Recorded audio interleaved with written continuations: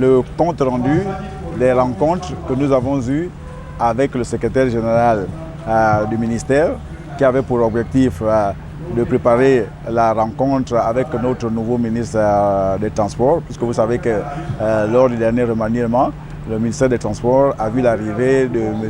Jonathan Inyumba comme nouveau ministre des Transports.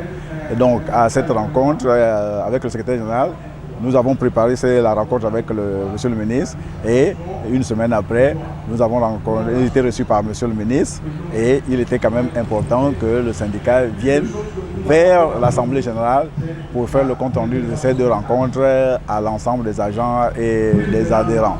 Nous avons eu le temps de l'expliquer en long et en large parce qu'en nous appuyant sur la loi 1892 qui organise et met en place les organisations syndicales dans notre pays, il n'y a aucune disposition qui donne à une autorité le droit de suspendre un bureau de syndicat. Et partout où nous sommes passés, nous avons saisi les plus hautes autorités et les dernières en date, nous l'avons rappelé à M. le ministre, à M. le secrétaire général, que suite à la décision qui avait été prise par notre directeur général, nous ne reconnaissons pas là-dedans, raison pour laquelle nous reprenons nos activités pour cette année 2025. Cette assemblée générale est dite de rentrée syndicale. Ça veut dire que ça nous permettait de faire un certain nombre d'actions pour non seulement décliner notre calendrier d'activité 2025 et rendre compte à la base de rencontres que nous avons eues avec le secrétaire général du ministère des Transports et de monsieur le ministre entrant de la marine marchande actuelle. Donc, ces deux autorités, nous avons trouvé en allant vers eux des personnes prêtes à travailler, à nous écouter et qui, à leur niveau, nous ont promis relayer l'action ou encore nos idées à qui de droit. Donc nous avons été chez le ministre pour présenter la situation de la marine marchande après les mouvements de grève qui se sont succédés. Et le ministre nous a promis d'avoir une attention particulière et nous a demandé de lui dire la vérité, de lui fournir un certain nombre de documents dans le domaine et l'accompagner, avoir une collaboration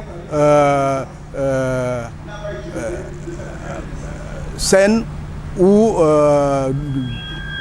sincère avec lui. Et cette assemblée générale aussi nous a permis, avec les raisons que nous avons évoquées, de dire à la base que nous sommes obligés, vu que le protocole d'accord est tombé de lui-même, puisqu'il n'a pas été respecté, et nous n'avons pas pu mettre en place un certain nombre d'éléments, donc la charte de l'intersyndical, le bureau de l'intersyndical et le porte-parole. Donc nous sommes vus obligés de sortir de l'intersyndical et de faire chemin seul comme auparavant. Maintenant, nous avons aussi dit à la base qu'avec un peu plus de recul, puisque les problèmes du secteur maritime et portuaire sont nombreux, nous avons contacté plusieurs syndicats dans le domaine et le SINAM a créé aujourd'hui ce qu'on appelle la Confédération gabonaise des syndicats du secteur maritime et portuaire. Parce qu'au moins ensemble, nous pouvons avoir un cahier de charges commun pour amener l'administration à regarder de manière profonde, de manière pointue nos problèmes. Et pour finir, nous avons pris le pouls de la base pour dire qu'aujourd'hui, nous sommes à 12 trimestres de primes de rendement non payées, des arriérés, et de 2 trimestres de frais de visite. L'administration nous a promis, les délais sont dépassés. Nous avons signalé au ministre que nous sommes en suspension de grève et qu'à n'importe quel moment, nous pouvons la reconduire. Donc, nous sommes venus pour avoir le cutus de la base, pour entreprendre d'autres actions conformément à la loi.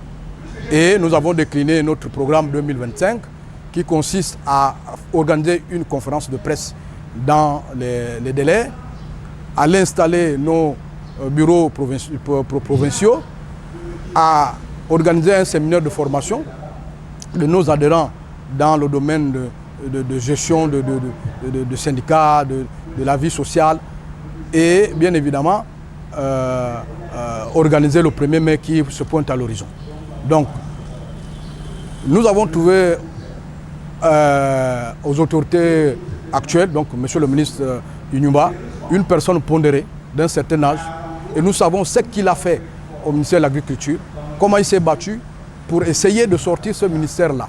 Et nous comptons sur lui et nous savons qu'il a la carrure, il a l'expérience, il a cette volonté manifeste de mener à bien les missions qui lui ont été assignées par le président de la transition, son Excellence le général de brigade Luscoter Oligui Nguema.